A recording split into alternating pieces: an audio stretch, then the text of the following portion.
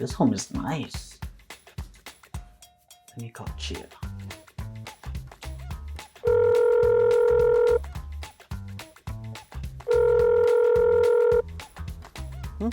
Hey, Chia? Hey, what's going on, man? Hey, I was on Zillow. Zillow, okay. I came across a home that I would love to go and take a look at this week. You think you could schedule it for us this week to go and take a look at it? Since you're my agent and all, you know? Can you send me over the address and I'll verify it for you? Yeah. After we hang up, I'll text it over to you right away so that way you can have the address. Yeah, man, I really like this home. Where'd you say you found this on? It's on Zillow. Yeah. Cool. I'll wait for it.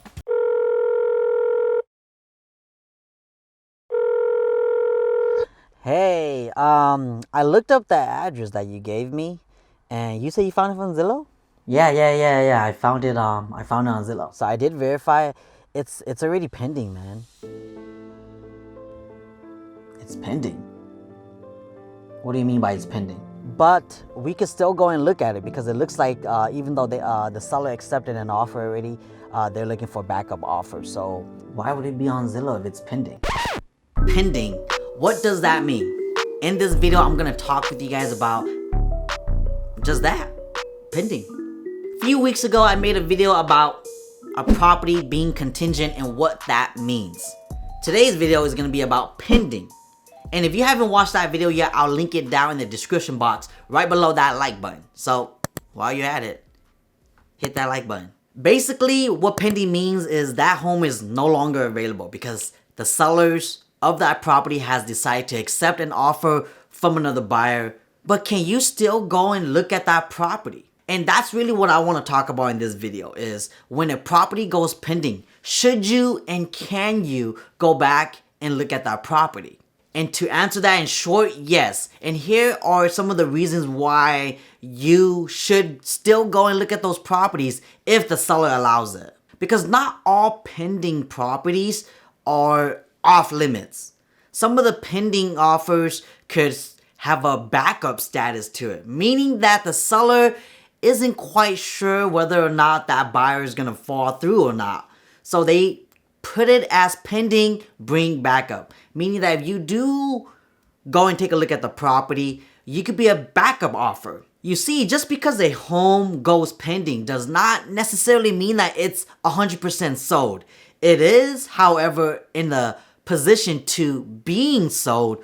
But in between the moment the seller accepts an offer and 30 to 45 days of escrow, there's a lot that is happening behind closed doors that could cause that property to come back to the market being up for grabs again. Maybe when the buyers that were in contract ordered a home inspection, they found that there was big damages done to the home, whether it's the roof, HVAC, mold, electrical, whatever the case may be, that might have swayed that buyer to now not wanting to resume with the purchase, therefore canceling the contract. The other reasons could be that maybe the appraisal didn't come back at value.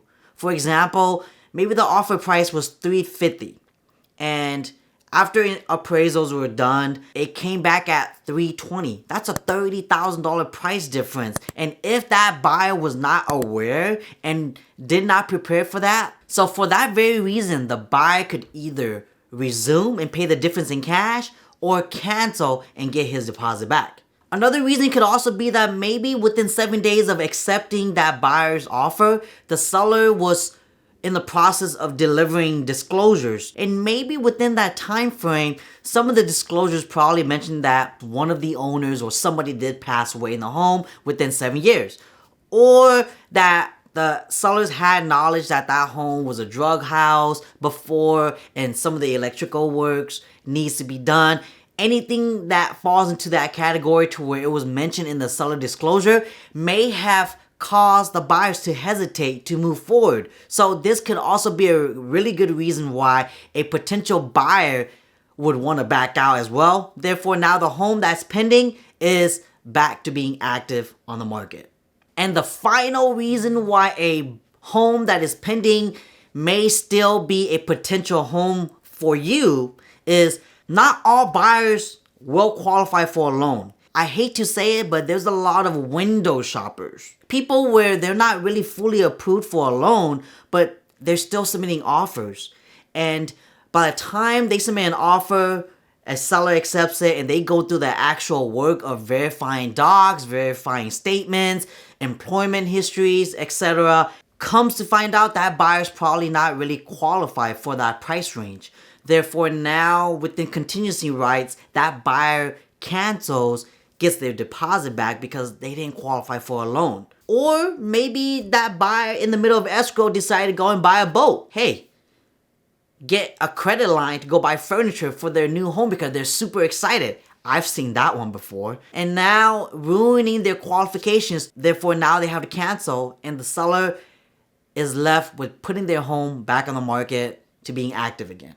If the seller allows people to still go and show the home, go and take a look at it. Do not let this scare you, because you never know. I always like to say, in a market that we're in right now in Sacramento, where it's super competitive and there's not enough inventory, go look at as many homes as you can, because you never know.